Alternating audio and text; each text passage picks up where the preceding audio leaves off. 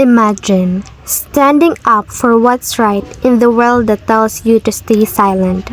That was Father Jose Burgos, a priest, a scholar, and a fearless defender of Filipino dignity during Spanish rule.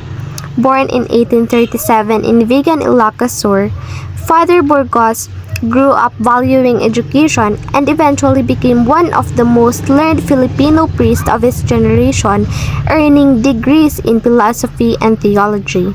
But intelligence alone did not define him.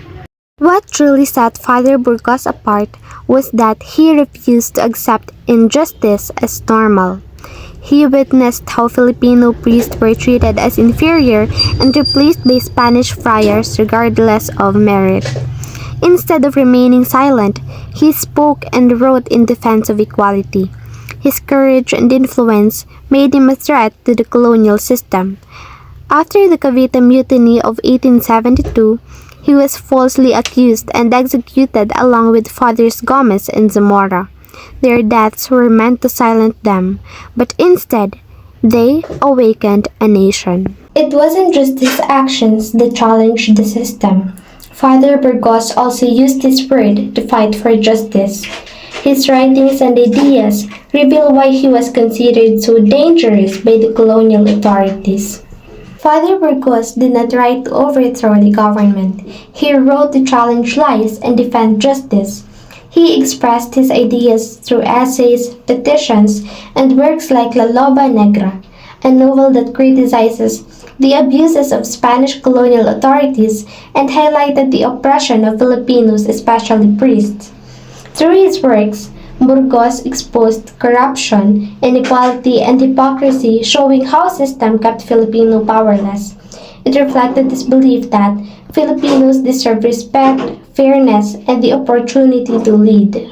Another important work was the Manifiesto Defending the Filipino Secular Clergy, or the Manifiesto Defendiendo los Derechos del Clero Secular Filipino. In it, Father Burgos boldly stood up for Filipino priests, arguing that they were loyal, capable, and just deserving as Spaniards to lead. By speaking out against favoritism and injustice, he encouraged his fellow Filipinos to think critically and question the system that oppressed them.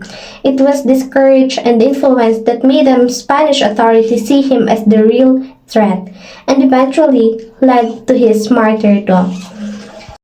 Father Burgos' life and writings weren't just relevant in the 1800s. They still speak directly to the young Filipinos today, arguing us to question, learn, and stand for what is right. After reading about Father Jose Burgos, it feels so relevant today because the struggle he fought was never really about Spain. It was about the power and ignorance.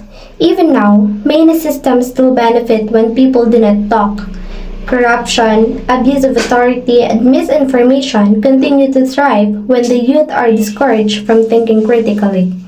Father Burgos teaches us that education is not just a privilege, it is a responsibility.